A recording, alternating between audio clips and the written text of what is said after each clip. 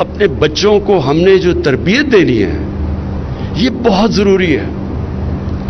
یہ جو مینار پاکستان میں جو میں نے دیکھا، شرم آئی، تکلیف ہوئی کہ ہم کبھی ایسے تصور نہیں کوئی کر سکتا تھا جب میں بڑا ہو رہا تھا کہ اس طرح کی حرکتیں ہوں گی. یہاں میں ساری دنیا میں گیا ہوں، جو عورت کی عزت میں نے پاکستان میں بڑے ہوتے ہوئے دیکھا تھا، میں نے دنیا میں ایسی مسلمان دنیا میں تھی لیکن مغرب میں ایسی عورت کی عزت نہیں جو یہاں ہم کرتے تھے. تو جو ہم یہ دیکھ رہے ہیں تباہی، اس کی ایک بہت بڑی وجہ یہ ہے کہ ہمارے بچوں کو تربیت نہیں کی جا رہی صحیح طرح. یہ ہمارے نہ دین کا حصہ ہے نہ ہمارے کلچر کا حصہ ہے. جو حرکتیں اب ہو رہی ہیں، جو سیکس کرائم بڑھتی جا رہی ہے پاکستان میں، جو بدقسمتی سے موبائل فون کی جو نیگیٹو سائیڈ ہے، اس سے جو چیزیں بچوں کو اب موبائل فون پہ نظر آ رہی ہیں، انسانی تاریخ میں بچوں کا یہ ایکسپوجر نہیں تھا. اس لیے بہت ضروری ہے کہ ہم ساتھ ساتھ اپنے بچوں کی تربیت کریں، اور تربیت کرنے کا ایک ہی طریقہ ہے کہ ان کو اپنے نبی صلی اللہ علیہ وسلم کی زندگی سے آگاہ کریں. وہ دنیا میں سب سے عظیم انسان تھے، نہ کوئی آیا ہے نہ کبھی آئے گا.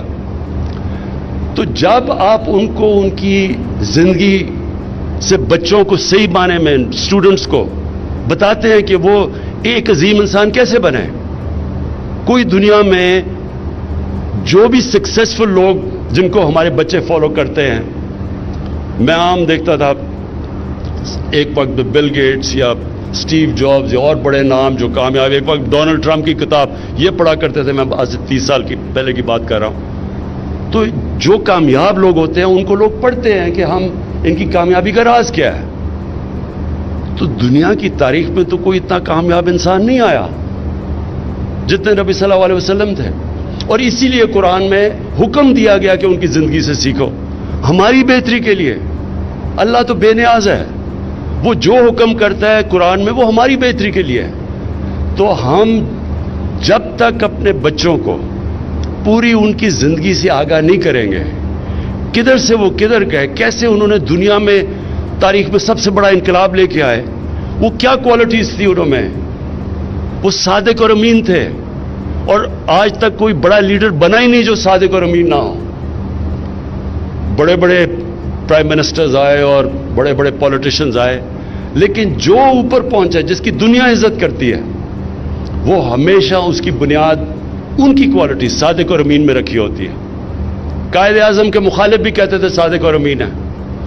نیلسن منڈیلا ہماری زندگی ہمارے دور کا سب سے بڑا لیڈر، سب اس کو کہتے تھے صادق اور امین ہے. اس کے مخالف بھی کہتے تھے.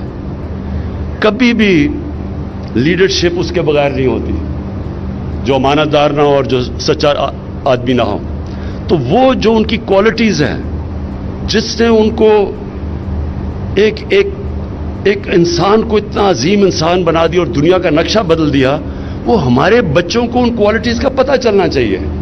تو ساتھ ساتھ ہم ٹیکنالوجی بھی سمجھائیں ان کو لیٹسٹ، ساتھ ساتھ ان کو 8, 9, 10 میں جو یہ ہم نے فیصلہ کیا ہے یہ بھی آپ نے اتنا انفورس کرنا ہے جتنا ایک کریکولم کرنا ہے. یہ دونوں چیزیں آپ نے اسکولوں میں انفورس کرنی ہیں.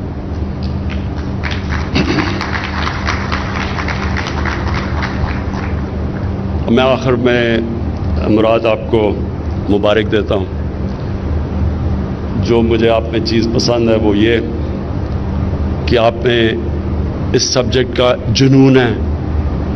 پیشن کے بغیر کوئی انسان بھی بڑا کام بھی نہیں کرتا. اگر کھلاڑی بھی ہے تو ایک میں ٹیلنٹ زیادہ ہے، ایک میں پیشن زیادہ ہے. جس میں پیشن ہے وہ کھلاڑی کو شکست دے دے گا جس پہ ٹیلنٹ زیادہ ہے. جو پیشن ہے اس کی وجہ سے لوگ بڑے کام کرتے ہیں. اور آپ نے میں نے جو دیکھا آپ میں پیشن اپنی اس منسٹری کے لیے، تو جب ہم پیشن دیکھتے ہیں چیف منسٹر یا پرائم منسٹر تو ہم پھر اس منسٹری کو بیک بھی کرتے ہیں کیونکہ نظر آتا ہے کہ وہ دل سے کام کر رہا ہے. یہ بڑا امپورٹنٹ کام ہے. مراد اگر آپ نے یہ کامیابی سے اسی طرح اگلے 2 سال آپ کے ہیں، پہلا 2 سال سیکھنے میں لگ جاتا ہے، آپ کے پاس 2 سال اب ہیں، اس میں اگر آپ نے یہ جو چیزیں مجھے آپ نے بتائی ہیں اور یہ جو ٹارگٹ سیٹ کیے ہیں تو اگر آپ اسی طرح چلتے گئے اور گورنمنٹ سکولز کا سٹینڈرڈ آپ نے اٹھا دیا. دیکھیں گورنمنٹ سکول اس لیے امپورٹنٹ ہے, عام آدمی گورنمنٹ سکولوں میں جاتا ہے. پرائیویٹ سکول سسٹم میں پیسے ہیں تو آپ جاتے ہیں. پرائیویٹ سکول بائی دا وے بڑا زبردست کام کر رہے ہیں, لیکن پیسے ہیں تو پرائیویٹ سکول میں جائے گا. لیکن جو اصل پاکستان کے اندر جو ہمارا ٹیلنٹ بیٹھا ہوا ہے عوام کے اندر, وہ گورنمنٹ سکولز میں آتا ہے. میں آپ کو صرف آخر میں یہ صرف نمل یونیورسٹی کا بتا دوں کہ نمل یونیورسٹی کی افیلیشن تھی بریڈفورڈ یونیورسٹی سے, ڈگریز ملتی تھی بریڈفورڈ یونیورسٹی کی. نمل یونیورسٹیز میں تقریباً 75 سے 80% لوگ اردو میڈیم کے تھے.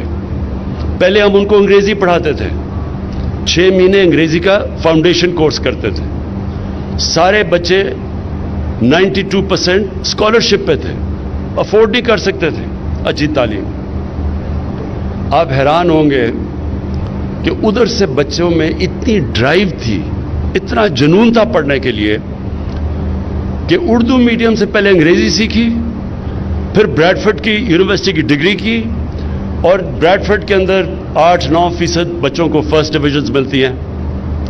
یہاں سے نمل میں بریڈفورڈ کی یونیورسٹی 55% بچے فرسٹ ڈویژنز لیتے تھے بریڈفورڈ کی.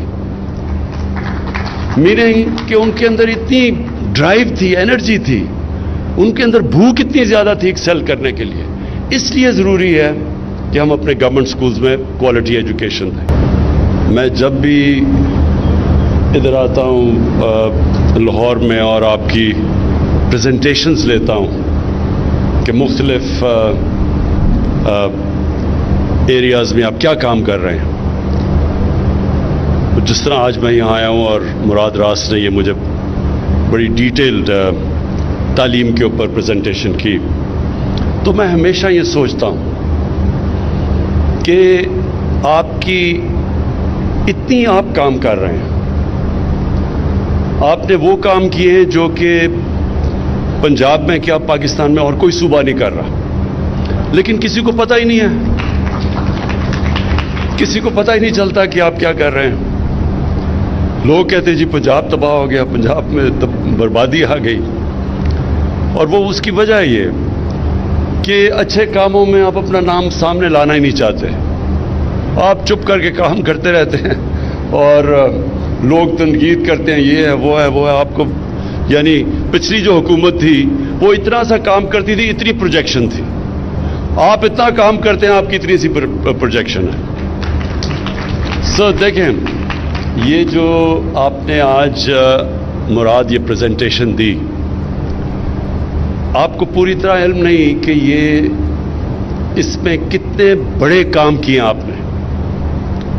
وہ اس لیے کہ ہمارے ملک میں بدقسمتی سے تعلیم کے اوپر زور کسی نے دیا ہی نہیں, تعلیم پرائرٹی نہیں تھی.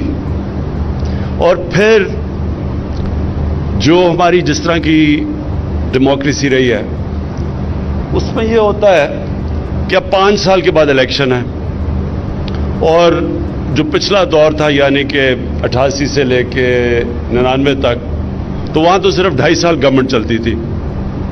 تو جب جو بھی پاور میں آتا تھا وہ یہ سوچتا تھا کہ میں وہ کام کروں, اگر میں نے میٹرو بنانی ہے تو 5 سال تک کمپلیٹ ہو تاکہ میں اس کے اشتہار دے کے اور اگلی الیکشن جیت جاؤں. نہ اس ملک میں ڈیمز بنی. آج یہ آپ سوچیں کہ ہمیں سستی اور صاف بجلی مل سکتی تھی پاکستان میں اگر ہم صرف ڈیمز بنا دیتے, پانی کے اوپر بجلی بنا دیتے, جو کہ بنائی گئی. جو افسوس سے مجھے کہنا پڑتا ہے کہ اس ملک میں ڈیموکریٹس نے نہیں کیا, ملٹری ڈکٹیٹر نے جو 2 بڑی ڈیمز بنائیں, اور اس سے کتنی دیر تک پاکستان کو فائدہ ہوا, ہماری انڈسٹری کو, لوگوں کو سستی بجلی ملی ہمیں. لیکن اس کے بعد کسی نے سوچا نہیں کہ آگے کا فیوچر جنریشنز کا کیا بنے گا, اور ہم نے سب سے مہنگی بجلی اور وہ بھی امپورٹڈ فیول کے اوپر بنا لی, کیونکہ کوئی دور کی سوچ نہیں تھی, شارٹ ٹرم تھنکنگ تھی. الیکشن آئے گا, یہ چیز کو میں بیچوں گا اور الیکشن جیت جاؤں گا. تو نہ ہم نے اپنے ملک میں آنے والی جنریشنز کے لیے سوچا کہ یہاں ملک میں ہم تباہ کر رہے ہیں اپنے جنگلات, جو انگریز بھی چھوڑ کے گئے تھے, جنگل چھانگا مانگا, اور یہ ان کو بھی ہم نے تباہ کر دیا.